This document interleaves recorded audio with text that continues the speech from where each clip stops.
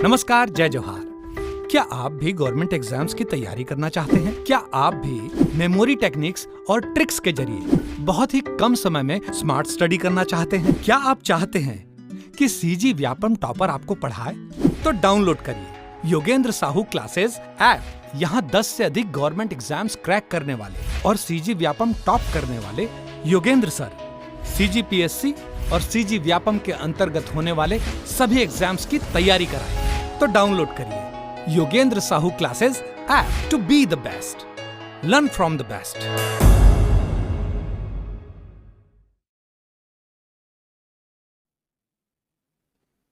नमस्कार, Yogendra Sahu online classes में आप सभी का स्वागत है।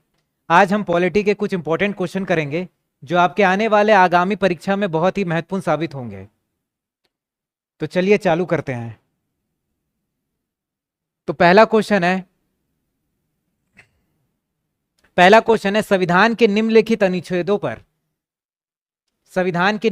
अनुच्छेदों पर ध्यान दीजिए। अब इसमें 4 ऑप्शन दिया गया है, चारों में बताना है कि गलत कौन सा है। ठीक है, गलत ऑप्शन कौन सा है। तो पहला ऑप्शन देखते हैं। पहला लिखा है आर्टिकल 72। तो आर्टिकल 72 में राष्ट्रपति की क्षमा शक्ति, तो ये बिल्कुल सही है। आर्टिकल 72 में राष्ट्रपति को क्षमा शक्ति का प्रावधान है। फिर है आर्टिकल 143 सुप्रीम कोर्ट के सलाहकार क्षेत्राधिकार। तो राष्ट्रपति चाहे तो आर्टिकल 143 के तहत सुप्रीम कोर्ट से सलाह ले सकता है, तो ये ऑप्शन भी बिल्कुल सही है। उसके बाद है आर्टिकल 360 वित्तीय आपातकाल से संबंधित प्रावधान। तो आर्टिकल 360 भी वित्तीय आपातकाल से ही संबंधित है, ये भी आपको पता ही है। ठीक है, इसके बारे में एक एक्स्ट्रा फैक्ट ये याद रख लेना, आर्टिकल 360 का भाग कभी कभी पूछ लिया जाता है कि आर्टिकल 360 कौन से भाग में आता है। तो आर्टिकल 360 भाग 18 में आता है, भाग 18 में आता है। ठीक है, कौन कौन से आर्टिकल से लेके कौन कौन से आर्टिकल तक आता है भाग 18 में? तो आर्टिकल 352 से लेके 360 तक, आर्टिकल 352 से लेके 360 तक भाग 18 में बताया जाता है। क्लियर है? और ये किसमें आ रहा है? आर्टिकल 360 वित्तीय आपातकाल। तो इसमें 2 आपातकाल के बारे में एक्स्ट्रा आपको और याद रखना है। एक होता है आर्टिकल 352, एक होता है 356 और एक होता है 360। 360 तो अभी पढ़े अपन, वित्तीय आपातकाल। ठीक है, ये क्या होता है? ये है राष्ट्रीय आपातकाल। आर्टिकल 352 में क्या बोला गया? राष्ट्रीय आपातकाल के बारे में बताया गया है। आर्टिकल 356 राष्ट्रपति शासन के बारे में, राष्ट्रपति शासन। ठीक है, और आर्टिकल 360 वित्तीय आपातकाल। तो हम 2 आर्टिकल और एक्स्ट्रा देख लिए। पहला तो देखे आर्टिकल 72, ये भी सही है, राष्ट्रपति की क्षमा शक्ति, ये याद रखना। आर्टिकल 143 सुप्रीम कोर्ट का सलाहकार, सुप्रीम कोर्ट सलाह दे सकता है राष्ट्रपति को। फिर आर्टिकल 360 वित्तीय आपातकाल से संबंधित है। ठीक है, अब वित्तीय आपातकाल अपने अभी क्वेश्चन में आया वित्तीय आपातकाल, तो बाकी के और 2 आपातकाल है उसको भी देख लिए हम। आर्टिकल 352 राष्ट्रीय आपातकाल, आर्टिकल 356 राष्ट्रपति शासन, और 360 क्या है? वित्तीय आपातकाल। और ये तीनों कौन से भाग में आते हैं? भाग 18 में। इतनी बातें याद हो जाएंगी। उसके बाद अब इस क्वेश्चन में क्या पूछा गया है? इस क्वेश्चन में यह पूछा गया है कि सही क्या नहीं है। इस क्वेश्चन में पूछा गया सही क्या नहीं है। तो पहला वाला तो सही है, दूसरा वाला भी सही है, तीसरा वाला भी सही है, चौथा वाला गलत है। अब चौथे वाले में बोला क्या गया है? आर्टिकल 148 से लेके 151 148 से लेकर 151 के बीच में क्या आता है? तो इसमें लिखा है भारत का अटॉर्नी जनरल की शक्तियां और कार्य। ठीक है, क्वेश्चन में क्या लिखा है? 148 से लेकर 151 तक क्या है? भारत के अटॉर्नी जनरल और उसके कार्य। पर यह गलत है। 148 भारत का अटॉर्नी जनरल नहीं होता। अटॉर्नी जनरल का आर्टिकल क्या होता है? अटॉर्नी जनरल का आर्टिकल होता है 76। ठीक है, अटॉर्नी जनरल का आर्टिकल क्या होता है? 76। तो एक बात ये याद रहेंगे, एक और आर्टिकल आ गया। अब हमको ये याद रखना है कि 148 क्या है। 148 में भारत के अटॉर्नी जनरल के बारे में लिखा गया है। अब एक्चुअल में 148 है क्या? क्योंकि अटॉर्नी जनरल का आर्टिकल तो 76 होता है, तो एक्चुअल में 148 क्या है? तो 148 देख लेना। तो 148 किसके बारे में बताता है? कैग के बारे में। CAG, controller and auditor general of India, तो आर्टिकल 148 किसके बारे में बताता है? CAG के बारे में। इतना याद रहेगा। फिर यहां पर 148 से लेके 151 के बारे में बोला गया है, तो सारे आर्टिकल को अपन देखेंगे।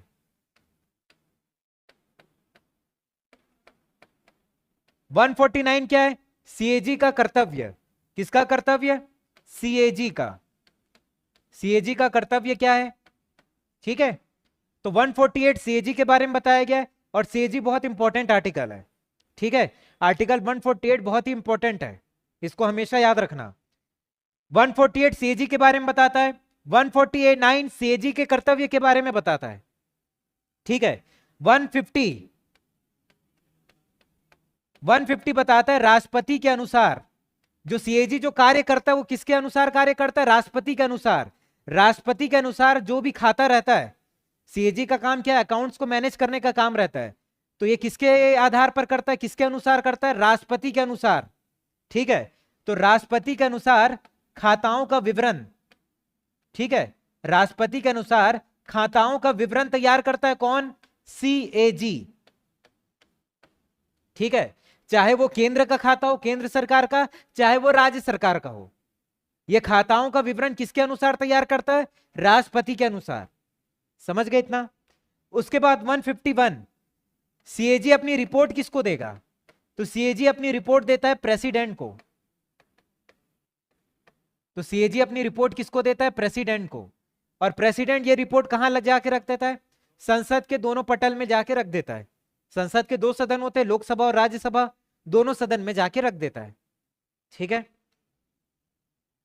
तो ये क्वेश्चन समझ आया? तो इस क्वेश्चन में हमको क्या पूछा था कि कौन सा ऑप्शन गलत है?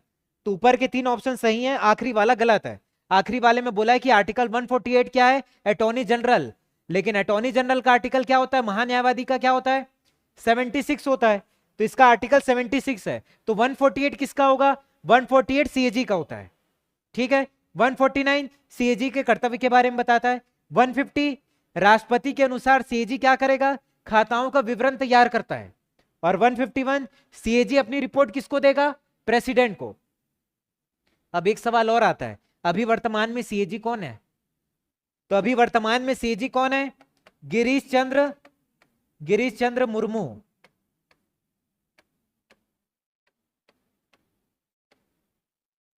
ठीक है, अब ये CAG के बारे में और डिटेल चाहिए तो हमारी ऐप में इसका वीडियो डला है, उसमें जाके देख लेना। ठीक है, अब बढ़ते हैं आगे।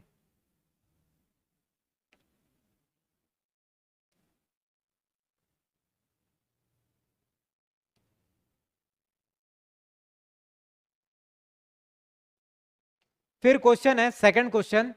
ठीक है, सेकंड क्वेश्चन पढ़ना आप लोग। क्या लिखा है? एक संविधान संशोधन विधेयक पेश किए जाने के बाद राज्यों में से आधे से कम नहीं होने वाले विधानसभा द्वारा अनुमोदित होने की भी आवश्यकता होगी यदि वह संविधान संशोधन विधेयक निम्नलिखित से संबंधित है। ठीक है, तो देखना पहला क्या लिखा है? राज्य सूची से समवर्ती सूची में शिक्षा का हस्तांतरण। ठीक है, उसके बाद लिखा है भारत के राष्ट्रपति के चुनाव की व्यवस्था में बदलाव। तीसरा क्या लिखा है? भारत के उपराष्ट्रपति के चुनाव की व्यवस्था में बदलाव। अब बताओ इसमें तीनों में क्या सही होगा? तो इसमें सही है दूसरे नंबर का। इसमें बोला है कि सही क्या है वो बताइए, तो इसमें सही क्या है? दूसरे नंबर का। दूसरे नंबर में क्या लिखा है? भारत के राष्ट्रपति के चुनाव की व्यवस्था में बदलाव। ठीक है, अब आपको पता होगा इसमें कौन सा ऑप्शन सही है? दूसरा। तो क्या आएगा आंसर? केवल 2। अब देखो आपको यह पता होगा राष्ट्रपति के चुनाव में कौन कौन भाग लेता है? संसद के दोनों सदन के निर्वाचित सदस्य भाग लेते हैं। संसद के दोनों सदनों के निर्वाचित सदस्य भाग लेते हैं। और संसद के दोनों सदन क्या होगा? लोकसभा और राज्यसभा। ठीक है, लोकसभा राज्यसभा। ठीक है, इसके निर्वाचित सदस्य भाग लेते हैं। क्लियर है? उसके बाद जितने हर राज्यों में क्या रहता है? विधानसभा। हर राज्यों में विधानसभा रहता है ना, तो विधानसभा के भी निर्वाचित सदस्य इसमें भाग लेते हैं।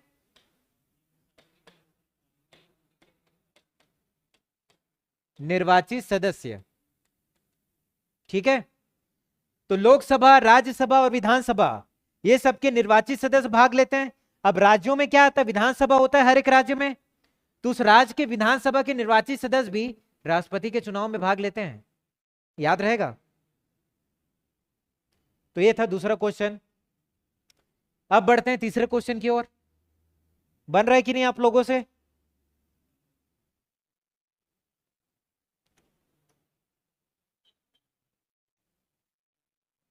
तो तीसरा क्वेश्चन है, निम्नलिखित में कौन सा कथन सही नहीं है?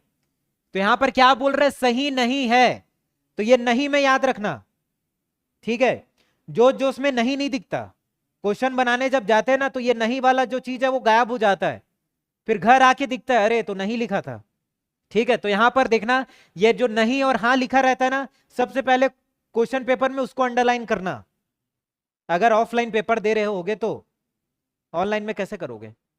तो देखो पहला क्वेश्चन क्या है, जिसमें पहला पॉइंट क्या है, सभी धन विधेयक केवल लोकसभा में ही पेश किए जाते हैं।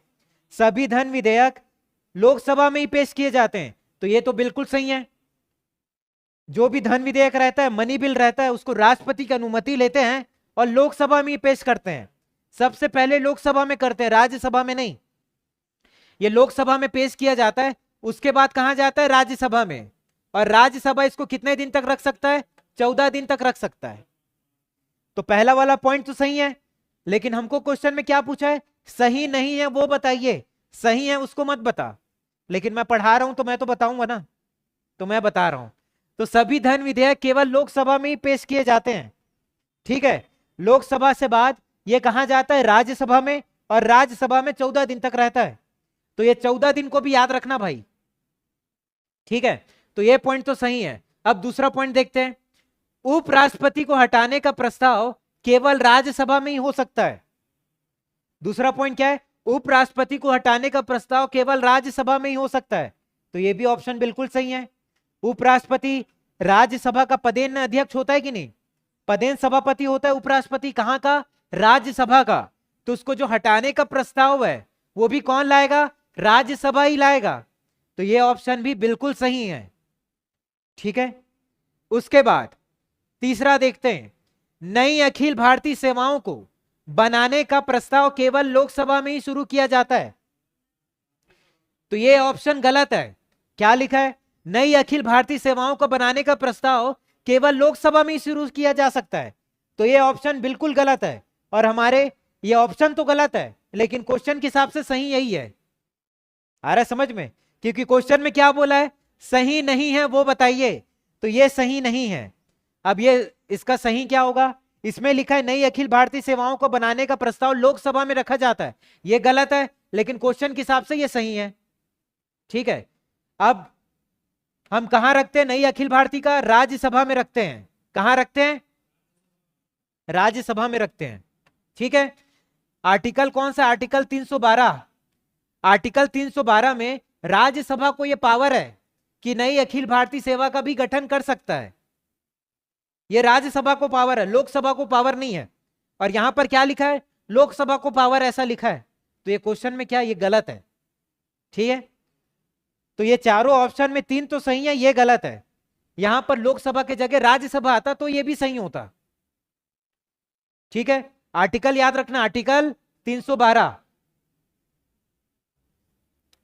आगे बढ़े, समझ आ गया सबको?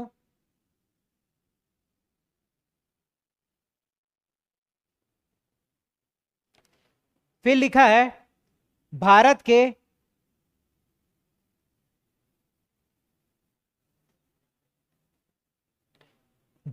सर्वोच्च न्यायालय के संबंध में कौन सा कथन सही नहीं है। अब फिर क्या लिखा है क्वेश्चन में, सही नहीं है। ठीक है, तो ये नहीं को याद रखना भाई। ठीक है, तो पहला क्वेश्चन है, पहला पॉइंट है, इसका गठन 1950 में किया गया था, ये बिल्कुल सही है। 1950 में ही तो गठन किया गया था, है कि नहीं। यह देश में सर्वोच्च अपीलीय अदालत है। ठीक है, तो अपीलीय अदालत है ना, पहले सुप्रीम कोर्ट रहता है, फिर उसके नीचे हाई कोर्ट, फिर उसके नीचे डिस्ट्रिक्ट कोर्ट, फिर उसके नीचे सेशन कोर्ट रहता है। ठीक है, आप डिस्ट्रिक्ट कोर्ट का जो भी फैसला आएगा उसके खिलाफ अपील कर सकते हो हाई कोर्ट में, हाई कोर्ट के खिलाफ के आपका जो आपके खिलाफ जो भी फैसला है उसके लिए अपील कर सकते हो सुप्रीम कोर्ट में। तो सर्वोच्च अपीली न्यायालय कौन सा है? Supreme court. तो ये भी पॉइंट सही हो गया, तो ये भी सही है, ये भी सही है। अब देखो गलत क्या है, या किसी भी अदालत या न्यायाधिकरण के साथ साथ, यहां पर लिखा है मार्शल, मार्शल के फैसले पर भी सुनवाई कर सकता है। जैसे मार्शल कोर्ट होता है ना, मार्शल कोर्ट, यहां पर क्या लिखा है दिख नहीं रहा होगा तो मैं लिख देता हूं मार्शल कोर्ट। तो तीसरा पॉइंट ये लिखा है किसी भी अदालत न्यायाधिकरण के साथ साथ, किसी भी अदालत का सुनवाई तो कर सकता है सुप्रीम कोर्ट, लेकिन किसी भी अदालत के साथ साथ मार्शल कोर्ट का भी सुनवाई कर सकता है, ऐसा लिखा है। तो सुप्रीम कोर्ट किसी भी अदालत का तो सुनवाई कर सकता है, लेकिन यहां पर क्या लिखा है मार्शल कोर्ट का भी सुनवाई कर सकता है। लेकिन सुप्रीम कोर्ट के पास यह पावर नहीं हो सकता, सुप्रीम कोर्ट के पास यह पावर नहीं होता कि वो मार्शल कोर्ट का भी सुनवाई करे। लेकिन यहां पर क्या लिखा है सुनवाई कर सकता है, तो ये क्या लिखा है गलत लिखा है। लेकिन ऑप्शन के हिसाब से सही क्या होगा, ये होगा। मार्शल कोर्ट मतलब जो सेना का जो कोर्ट नहीं रहता उसको बोला जाता है। आ रहा समझ में? ये सेना के कोर्ट का प्रावधान पहले नहीं था, ये कब आया जब 1857 का विद्रोह हुआ। 1857 का विद्रोह सेना लोगों ने किया था ना, मंगल पांडे, तब से अंग्रेजों ने कौन सा सिस्टम ला दिया, मार्शल कोर्ट वाला, तब से जो लाया और अभी तक से ये चल रहा है। समझ गए? तो इसमें सही क्या है, ये वाला ऑप्शन सही है। ये पॉइंट गलत है लेकिन क्वेश्चन के हिसाब से सही क्या है, ये है। समझ गए बात?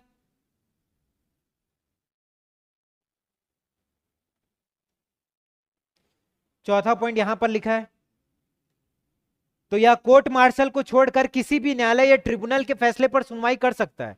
तो ये सही लिखा है, कोर्ट मार्शल को छोड़कर लिखा है ना, तो कोर्ट मार्शल को छोड़कर किसी भी फैसले की सुनवाई कर सकता है। तो हाँ भाई कर सकता है, तो ये पॉइंट सही है, लेकिन क्वेश्चन के हिसाब से गलत है। फिर क्वेश्चन नंबर 5, राष्ट्रीय पिछड़ा वर्ग आयोग एक निकाय है, राष्ट्रीय पिछड़ा वर्ग आयोग एक डैश निकाय है। तो ये कैसा निकाय है, संवैधानिक निकाय है कि स्वत्याशासी, संविधिक या सार्वजनिक क्षेत्र? तो ये इसका ऑप्शन कौन सा सही है, संवैधानिक निकाय है, तो इसका पहला ऑप्शन सही है। ठीक है, तो राष्ट्रीय पिछड़ा वर्ग आयोग कैसा निकाय है, संवैधानिक निकाय है। इंग्लिश में बोलूं तो ये कॉन्स्टिट्यूशनल बॉडी है।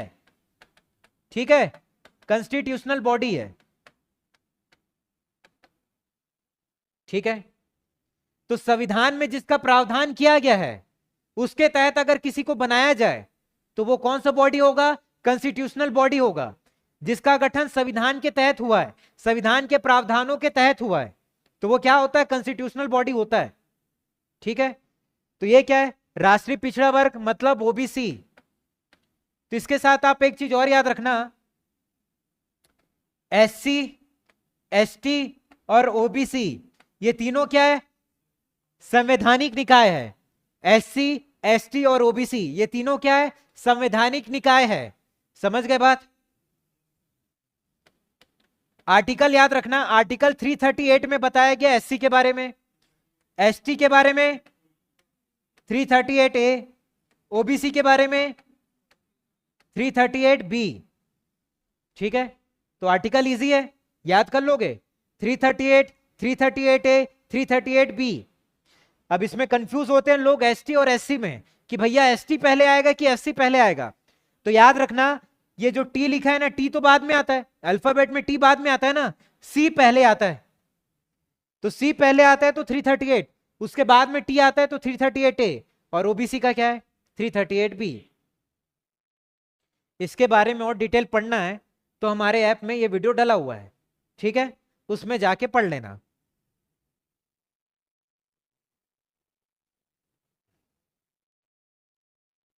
अब उसके बाद अब इसका आंसर देना, महाधिवक्ता, महाधिवक्ता, महाधिवक्ता डैश के प्रसाद पर्यंत पद पर धारण करता है। तो इसका जवाब बताओ चलो।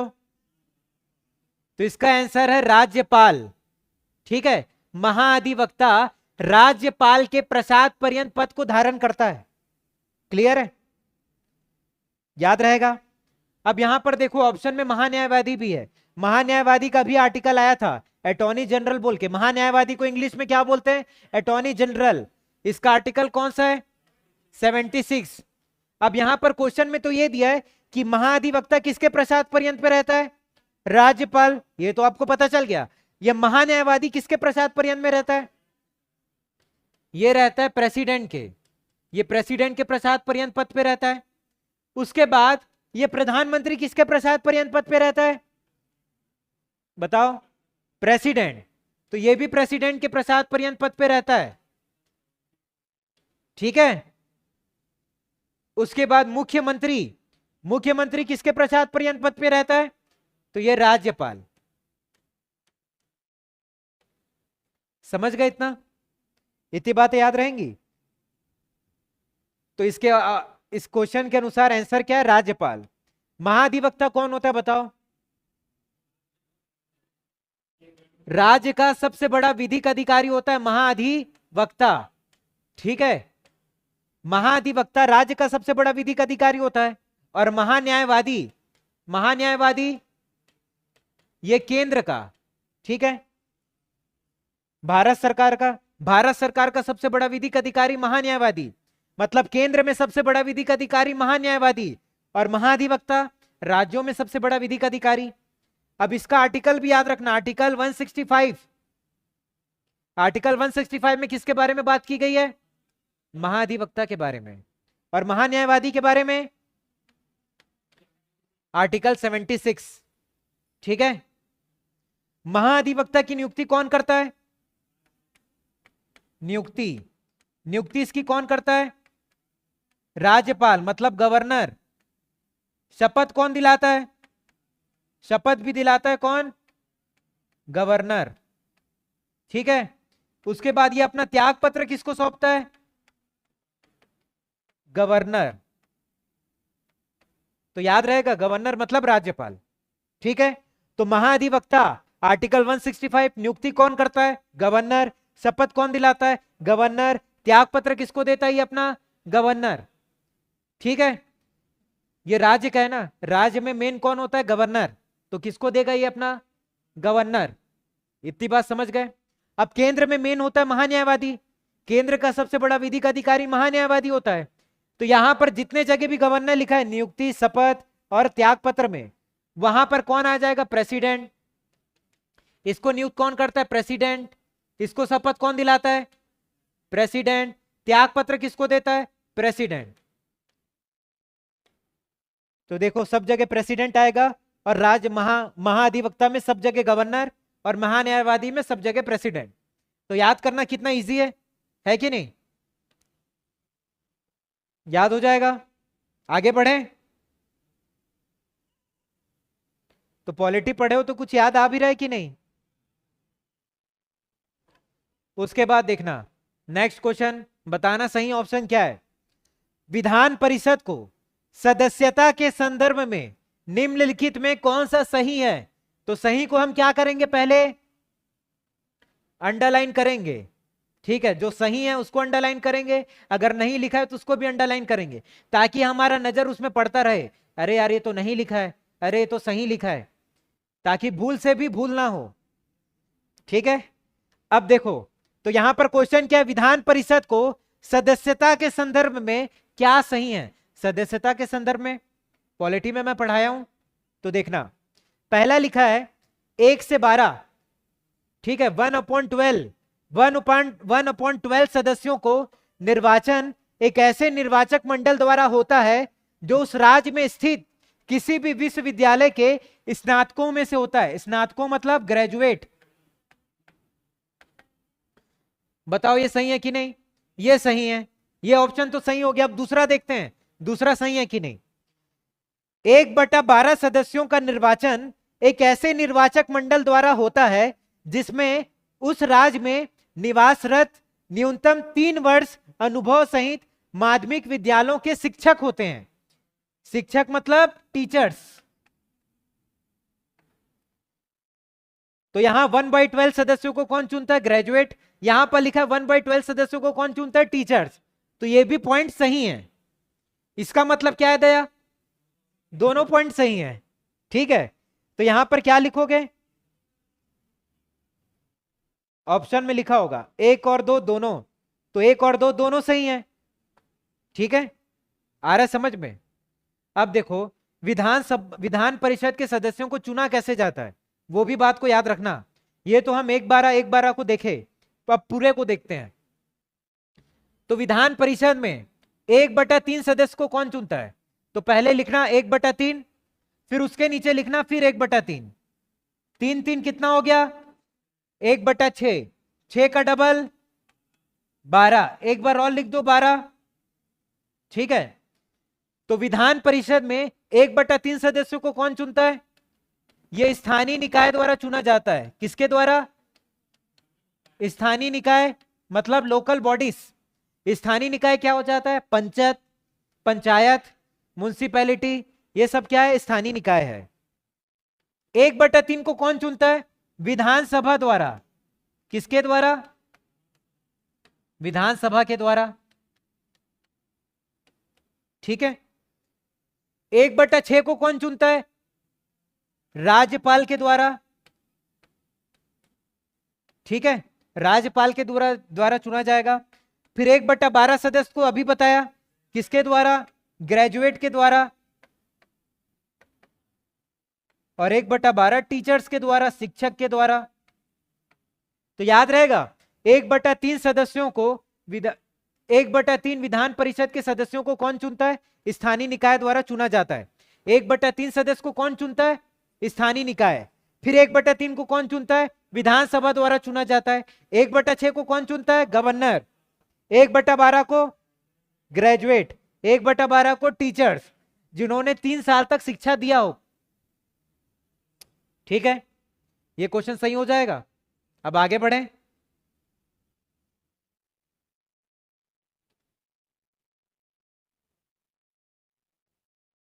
तो नेक्स्ट क्वेश्चन देखना और इसका आंसर बताने की कोशिश करना। ठीक है, भारत में अविश्वास प्रस्ताव के बारे में निम्नलिखित कथनों पर विचार कीजिए। किसके बारे में? अविश्वास प्रस्ताव के बारे में। ठीक है, भारत के संविधान में अविश्वास प्रस्ताव का कोई उल्लेख नहीं है। ठीक है, एक ये हो गया पॉइंट, सही है कि नहीं मेरे को बताना। फिर दूसरा पॉइंट लिखा है अविश्वास प्रस्ताव लोकसभा में ही पेश किया जा सकता है। तो ये पहला वाला पॉइंट गलत है। भारत के संविधान में अविश्वास प्रस्ताव का कोई उल्लेख नहीं है। ठीक है, कोई उल्लेख नहीं है, तो पहला वाला पॉइंट सही है। मतलब है, कोई उल्लेख है, अविश्वास प्रस्ताव का उल्लेख है। यहां पर क्या लिखा है? नहीं है, तो यह गलत है। ठीक है, याद रहेगा। तो भारत के संविधान में अविश्वास प्रस्ताव का कोई उल्लेख नहीं है, तो यह गलत पॉइंट है। उल्लेख तो है कि नहीं? दूसरा वाला पॉइंट में लिखा है अविश्वास प्रस्ताव लोकसभा में ही पेश किया जा सकता है, तो यह भी पॉइंट बिल्कुल सही है, क्योंकि लोकसभा में ही लोग निर्वाचित होकर आते हैं ना। हम लोग वोट करते हैं, तो हम लोग निर्वाचित करके हम लोग वोट किसको डालते हैं? लोकसभा के सदस्यों को डालते हैं, तभी तो वो चुन के कहां जाते हैं? लोकसभा में। ठीक है, आ रहा समझ में? और उन्हीं के खिलाफ क्या लाया जा सकता है? अविश्वास प्रस्ताव लाया जा सकता है। क्लियर है? तो ये दोनों पॉइंट क्या हो गया? सही है। पहला गलत है, दूसरा सही है, तो इसमें क्या आंसर आएगा? केवल 2। ठीक है, अविश्वास प्रस्ताव का संविधान में उल्लेख भी है और लोकसभा में इसको पेश भी किया जा सकता है। ठीक है, तो पहला पॉइंट गलत, दूसरा पॉइंट सही। तो ये सब क्वेश्चन, कूट वाले क्वेश्चन को बहुत ध्यान से बनाना पड़ता है। देखो मैं बताते बताते ही अटक गया एक बार, तो आप पढ़ते पढ़ते भी अटक सकते हो 2-4 बार।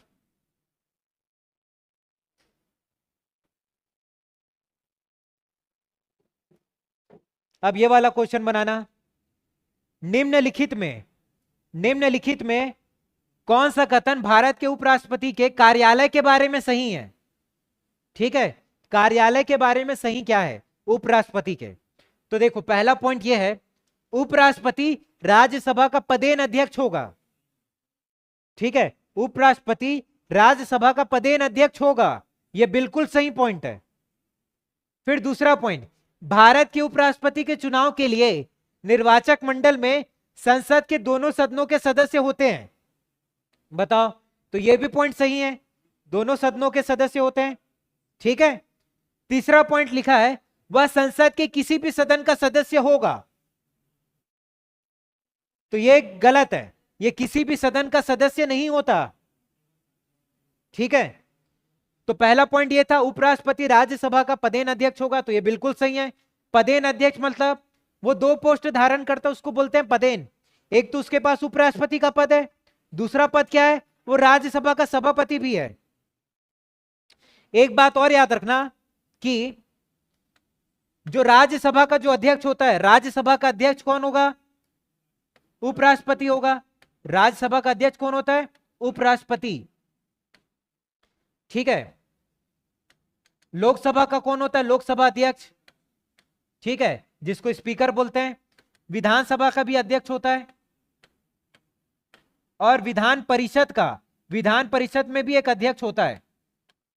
ठीक है, मतलब केंद्र में दो सदन होता है, लोकसभा राज्यसभा, वो दोनों में भी अध्यक्ष होते हैं।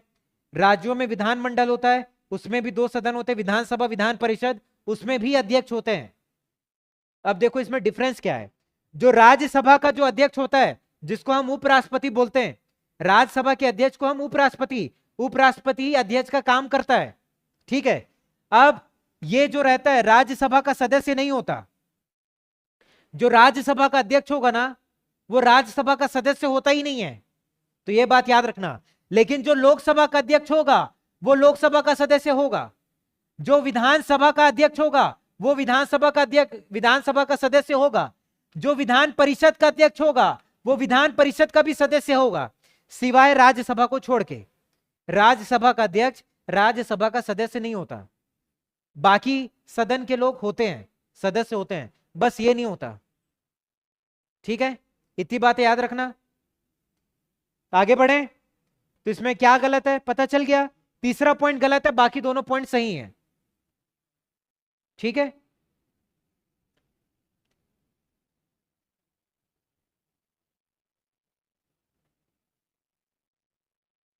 उसके बाद है 10वां क्वेश्चन। 10वां क्वेश्चन में क्या लिखा है देखो, भारतीय संविधान के भाग 3, तो इसमें इंपॉर्टेंट क्या है, भाग 3, तो भाग 3 को अंडरलाइन कर लेना। भारतीय संविधान के भाग 3 के तहत निम्नलिखित लेखों पर विचार कीजिए। ठीक है, अब इसमें लिखा है आर्टिकल 16, आर्टिकल 29, आर्टिकल 25। ऊपर दिए गए अनुच्छेदों में कौन सा केवल नागरिकों के लिए उपलब्ध है, विदेशी लोगों के लिए नहीं। ठीक है, कौन सा सिर्फ नागरिकों के लिए, विदेशी लोगों के लिए है ही नहीं। तो बताओ क्या है, केवल 1 कि केवल 2, 3 और केवल 1 और 2। तो इसका सही आंसर है केवल 1 और 2। आ रहा है समझ में, सही आंसर क्या है, केवल 1 और 2। अब देखो भाग 3 में किसके बारे में उल्लेख है, मौलिक अधिकार के बारे में। ठीक है, अब देखो केवल नागरिकों के लिए, केवल नागरिकों बोलने से भारतीय नागरिक ना, फिर एक है विदेशी प्लस भारतीय नागरिक।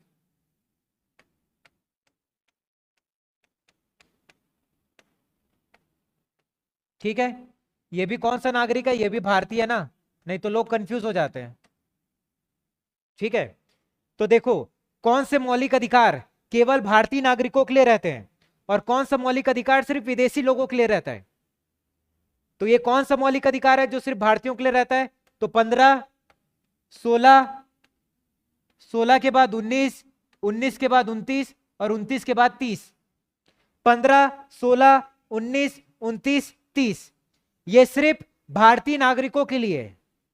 ठीक है, इसका मतलब ये नहीं है कि जो बाकी के मौलिक अधिकार है वो भारतीय लोगों के पास नहीं है, बाकी के मौलिक अधिकार भी भारतीय लोगों के पास हैं, लेकिन साथ में विदेशी लोगों के पास भी हैं। अब विदेशी लोगों के पास क्या है, 14 और 20 से लेके 28। ठीक है, इतनी बातें याद रहेंगी, पक्का समझ आया। तो ये दोनों जो अधिकार हैं दोनों भारतीयों के पास है, लेकिन ऐसा पूछेगा सिर्फ भारतीयों के पास कौन सा है, सिर्फ, तो 15, 16, 19, 29, 30 15, 16, 19, 29, 30, ये सिर्फ भारतीयों के लिए है। फिर सवाल ऐसा आएगा, भारतीयों प्लस विदेशी, भारतीय लोग प्लस विदेशी नागरिक दोनों के पास कौन सा अधिकार है? तो 14 और 20 से लेकर 28, ये भारतीयों के पास भी है लेकिन विदेशी लोगों के पास भी है। ठीक है, समझ आ गया? तो इस क्वेश्चन के तहत कौन सा ऑप्शन सही है? केवल एक और दो, केवल एक और दो सही है।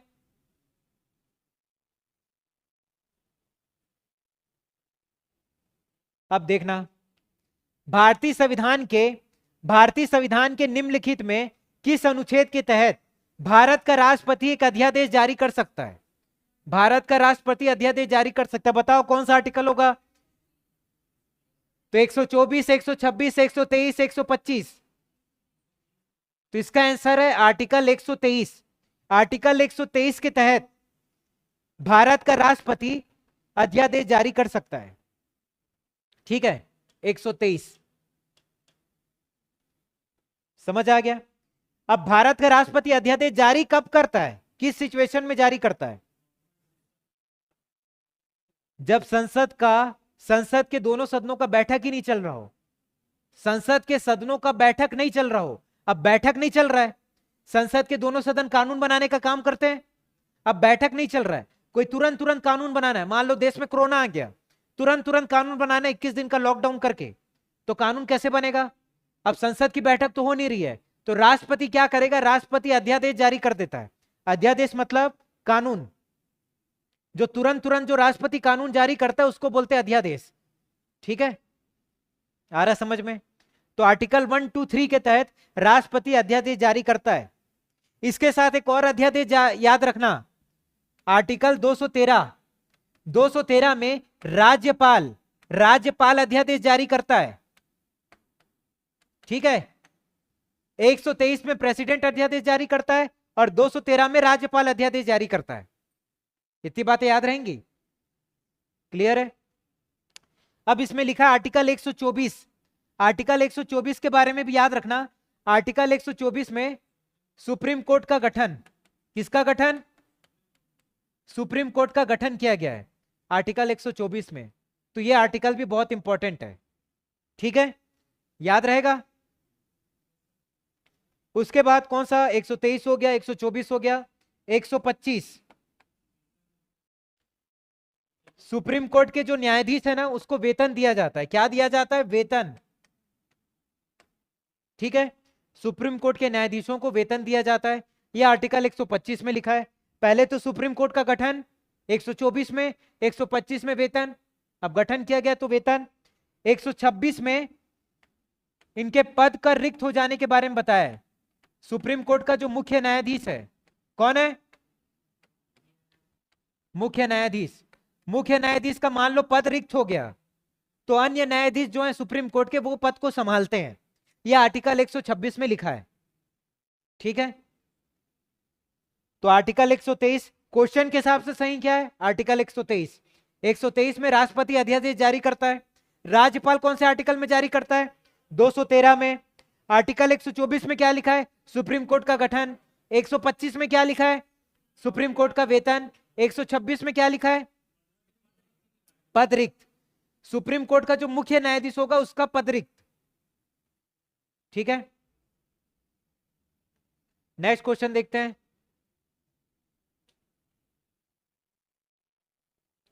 तो क्वेश्चन नंबर 12। ठीक है, राष्ट्रपति या उपराष्ट्रपति के चुनाव से संबंधित मामलों पर कौन सा प्राधिकरण निर्णय लेता है? तो राष्ट्रपति और उपराष्ट्रपति के चुनाव से रिलेटेड में कौन सा प्राधिकरण निर्णय लेता है? मैं बताया था आप लोगों को। तो इसका आंसर है सुप्रीम कोर्ट। ठीक है, सर्वोच्च न्यायालय निर्णय लेता है। राष्ट्रपति और उपराष्ट्रपति के चुनाव के जो भी मतभेद भी हो जाएंगे, उस मतभेद को भी सुलझाने का काम किसका है? सुप्रीम कोर्ट का काम है। ठीक है,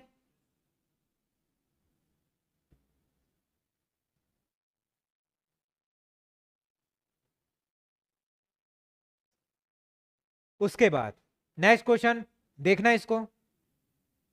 भारतीय संविधान के 44वें संविधान संशोधन के परिणाम स्वरूप, 44वां संविधान संशोधन में हुआ क्या था? पहले तो ये मेरे को बताओ, 44वां संविधान संशोधन हुआ कब था? ये हुआ था 1978 में। ठीक है, आ रहा है समझ में? तो क्वेश्चन क्या है, भारतीय संविधान के 44वें संविधान संशोधन के परिणाम स्वरूप क्या हुआ था? तो आपको बताना है क्या हुआ था। संपत्ति का अधिकार मौलिक अधिकार नहीं रहा। तो पहला पॉइंट यह है, संपत्ति का अधिकार मौलिक अधिकार नहीं रहा। फिर है, भारत के उच्च न्यायालय और सर्वोच्च न्यायालय के न्यायाधीशों के वेतन में संशोधन किया गया। फिर लिखा है, सिक्किम भारत का संघ का 22वां राज्य बना। बताओ, संपत्ति का अधिकार मौलिक अधिकार नहीं रहा, तो ये जो है ये सही है। ठीक है, आ रहा है समझ में? तो ऑप्शन के अनुसार ये सही है। 44वां संविधान संशोधन हुआ कब? 1978 में, और संपत्ति के अधिकार को मौलिक अधिकार से हटा दिया गया। तो क्वेश्चन के हिसाब से सही कौन सा है? ये वाला पॉइंट। दूसरा वाला पॉइंट सही नहीं है, गलत है। तीसरा वाला पॉइंट, सिक्किम भारत का संघ का 22वां राज्य बना। तो सिक्किम 22वां राज्य कौन से संविधान संशोधन में बनता है? 36 संविधान संशोधन 1975 में बनता है। लेकिन हमको तो क्वेश्चन में 44 वाला पूछा है, और 44 वाले के हिसाब से ये सही है, संपत्ति का अधिकार मौलिक अधिकार नहीं रहा। लास्ट वाला बोला है, भारत के संविधान की प्रस्तावना में समाजवादी और पंथ निरपेक्ष शब्दों को शामिल करने के लिए संशोधन किया गया है। ठीक है, अब ये कौन से आर्टिकल, कौन से संविधान संशोधन में किया गया है? तो ये है 42वां संविधान संशोधन। 42वां संविधान संशोधन 1976। ठीक है, तो ये याद रखना, भारत के संविधान में जो प्रस्तावना दिया गया है, प्रस्तावना में आज तक एक ही बार बस संशोधन हुआ है, सिर्फ एक बार हुआ है। ठीक है, और वो एक बार कब हुआ? 42वां संविधान संशोधन 1976 में हुआ है, याद रहेगा। और प्रस्तावना में कौन से शब्द को जोड़ा गया? समाजवादी और पंथ निरपेक्ष। ठीक है, इतनी बातें याद रहेंगी, क्लियर है? अब ये बताओ, क्वेश्चन के हिसाब से तो ये सही है, संपत्ति का अधिकार मौलिक अधिकार नहीं रहा। अब मौलिक अधिकार नहीं रह के ये कौन सा अधिकार हो गया? तो ये हो गया कानूनी अधिकार। ठीक है, मौलिक अधिकार कौन सा अधिकार हो गया? कानूनी अधिकार। ठीक है, ये कानूनी अधिकार है, कानूनी अधिकार है, लेकिन कौन से आर्टिकल में? तो आर्टिकल 300A। कौन से भाग में? तो भाग 12 में। ठीक है, अब संपत्ति का अधिकार भाग 12 में आता है, आर्टिकल 300A में आता है। ठीक है, और कौन सा अधिकार बन गया? कानूनी अधिकार। कानूनी अधिकार के पहले कौन सा अधिकार था? मौलिक अधिकार।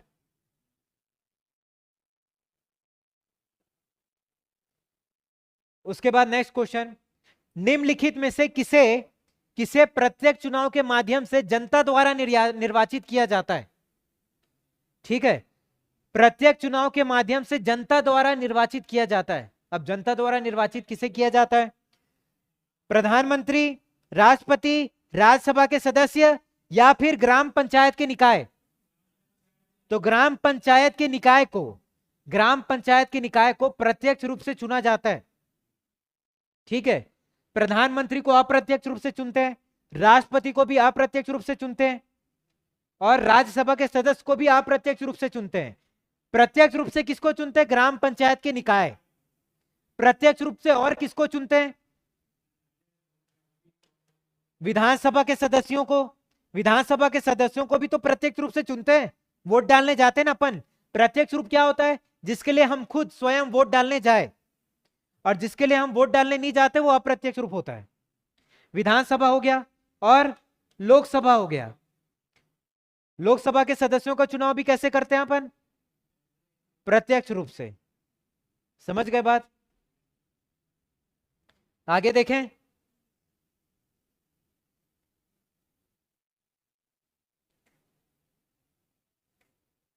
तो नेक्स्ट क्वेश्चन है, भारत का संविधान सभा द्वारा कब पारित किया गया? ठीक है, भारत का संविधान सभा द्वारा कब पारित किया गया? अब कब पारित किया गया बताओ? 17 अक्टूबर 1949, 14 नवंबर 1949, 26 नवंबर 1949, या 26 जनवरी 1949? तो सही ऑप्शन है 26 नवंबर 1949, ठीक है, इस दिन पारित हुआ। 26 नवंबर 1949 को पारित हुआ, ठीक है, लेकिन 26 जनवरी 1949 को लागू हुआ, 26 जनवरी 1950 को, ठीक है। 26 नवंबर 1949 को संविधान पारित हुआ और लागू कब हुआ? 1950 में, ठीक है, याद रहेगा। और 26 नवंबर को ही हम कौन सा दिवस बनाते हैं? 26 नवंबर को हम संविधान दिवस बनाते हैं, ठीक है, संविधान दिवस बनाते हैं। और 26 जनवरी को गणतंत्र दिवस बनाते हैं, ठीक है, रिपब्लिक डे, याद रहेगा। तो ये थे टॉप 15 क्वेश्चन पॉलिटी के, ठीक है। इसका अगर पीडीएफ चाहिए होगा तो ऐप में जाना, पॉलिटी के नाम से फोल्डर होगा, उस फोल्डर में जाना, आपको वहां पर इस क्वेश्चन का पीडीएफ मिल जाएगा, ठीक है।